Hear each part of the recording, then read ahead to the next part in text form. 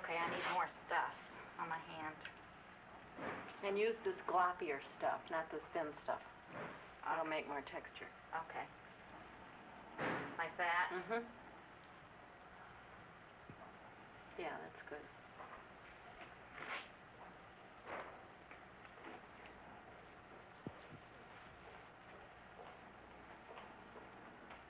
Oh, I see.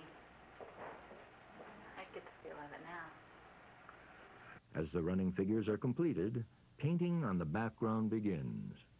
These paintings are adapted from art books and are reproduced directly onto the mural, free form. Colored slip is brushed directly onto the background.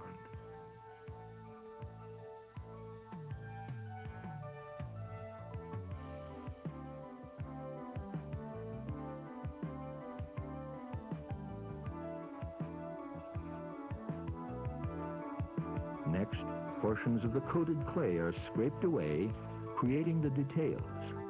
This process is called sgraffito.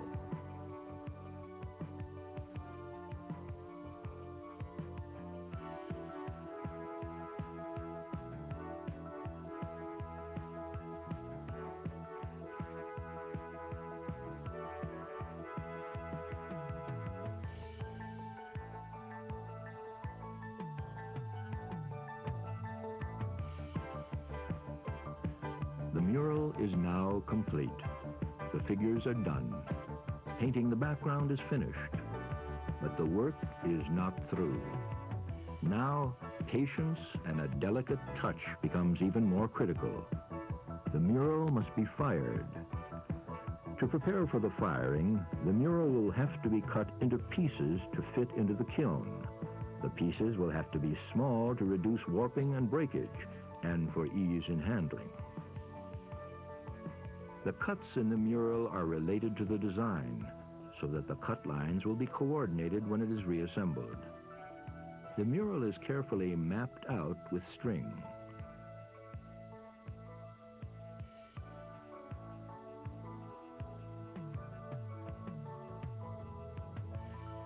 After months of planning, wedging, mixing, painting, creating, and constructing, John literally takes a knife, a steak knife to be exact, to the mural. A diagram is made, plotting the location of each piece using a system of numbers and letters. Each piece is labeled with its location by carving its designated number and letter into the back. At this point, the mural becomes a giant 7,000-pound puzzle. There are 5 to 6 inches of clay to cut through. It's difficult to cut smoothly, if at all, because the back of the mural has hardened somewhat. But the strings must be followed closely, and the clay must not crack. The task is indeed Herculean. The artists work from a scaffolding they have constructed. Because the mural is slanted back, the scaffold has to be tall enough to allow the students to reach the mural from above.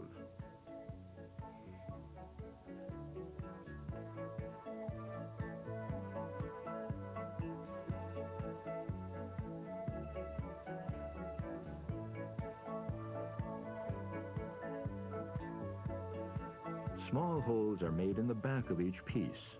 Then the pieces are labeled and delivered to another room where they are stored on shelves with corresponding identification numbers. Here, hundreds of pieces of the mural wait, drying for the first firing. The initial firing, called bisque firing, takes 4.5 days per panel, and there are a total of 12 panels. This extremely slow firing time keeps damage of the pieces to a minimum. The pieces that are damaged can be reassembled and patched. After bisque firing, the pieces are painted with a glaze. Colors for the glazes have been researched by Pam and John, who developed the colors for each panel that were available during all the historical periods portrayed. Pam and John have mixed the glazes, and now Pam is applying them while a student vacuums up the toxic glaze dust. The glazes used are made from ceramic oxide materials, including titanium white, ochre yellow, iron red, chromium green, cobalt blue, and ferrous black. For the figures, the color comes from the clay body and stain. The glazing process has started on the end panels and is being applied, working toward the center.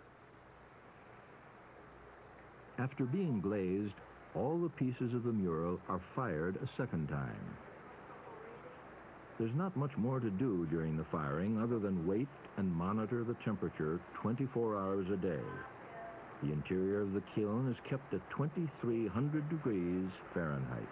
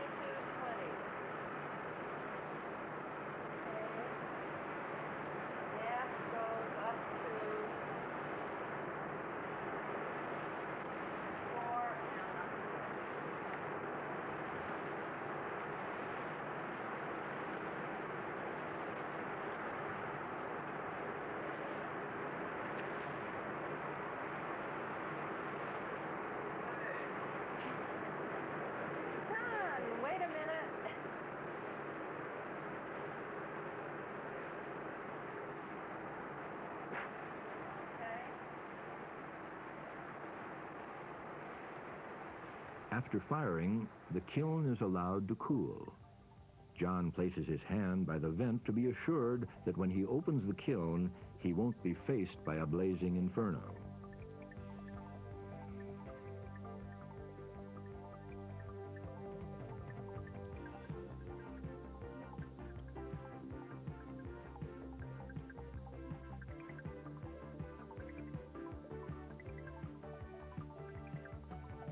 The glazed segments are unloaded from the kiln and stacked with recycled padding in between each piece.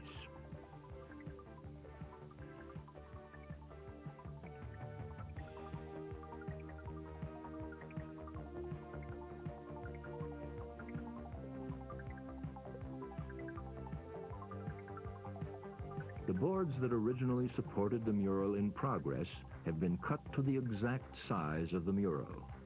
They've been measured at the Physical Education Building so that the metal channels that will hold the mural up can be put on the wall. The boards are then returned to the ceramics lab where the pieces will now be reassembled. As the body parts of the figure come in, there is some discussion as to what piece goes where and in which direction.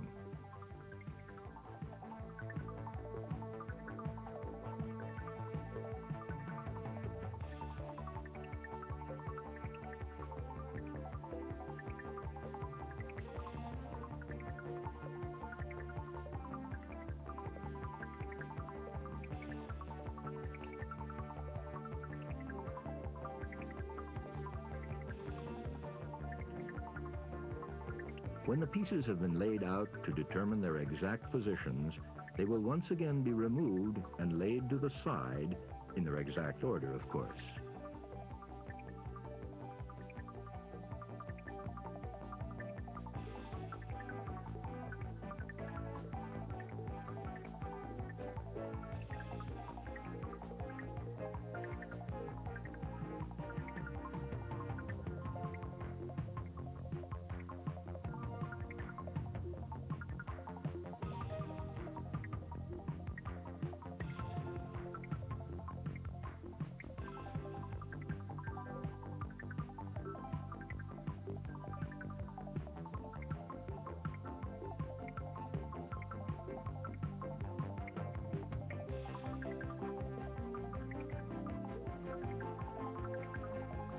The next procedure is to adhere to the boards.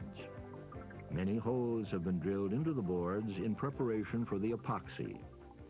The epoxy will sink into the holes, creating a better bond. John and a student suit up to mix the two-part industrial strength epoxy. Because of its toxicity, they wear gas masks and rubber gloves.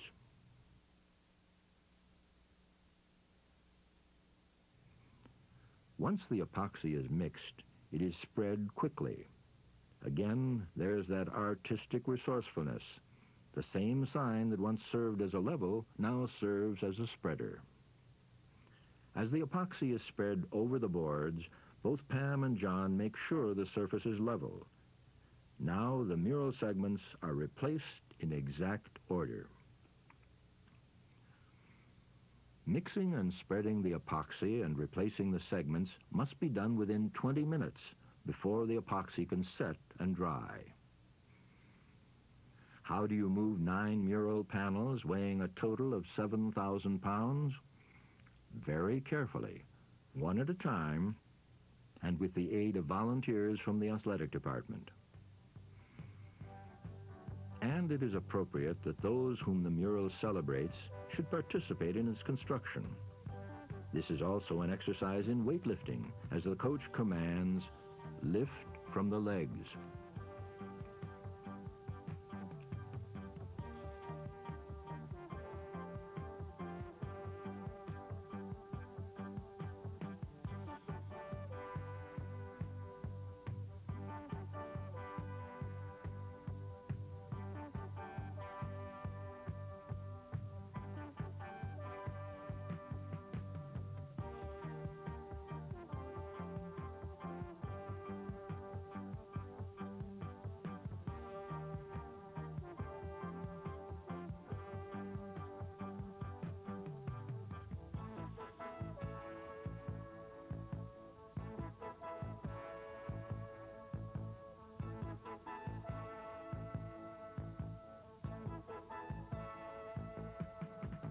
Before the mural is moved to the Physical Education and Community Recreation Center, the cracks between the segments are filled. Each one of the panels is inspected for open seams. These are filled with grout and then painted to match the rest of the mural.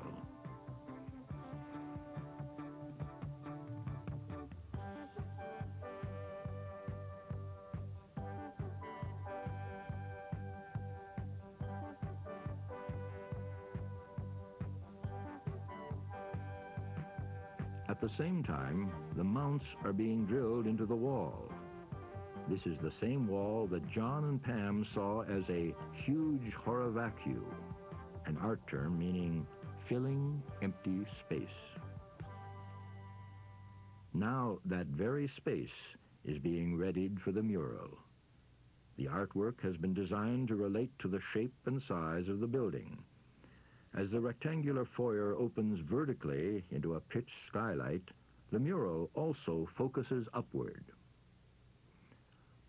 Holes are drilled into the wall for the metal channels that will hold the 40-foot by 12-foot mural.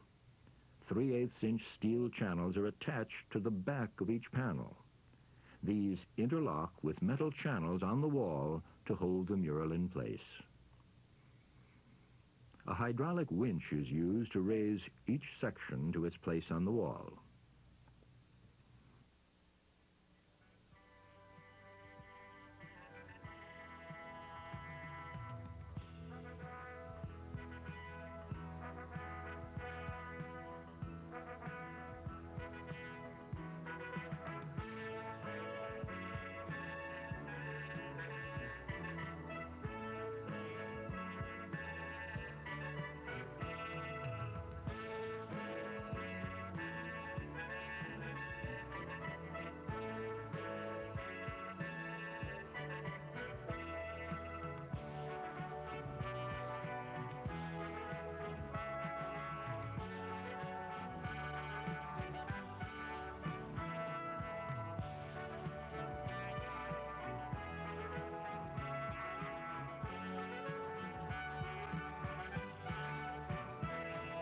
On November 4th, 1983, 20 months after it was first proposed, the mural was dedicated along with the Physical Education and Community Recreation building.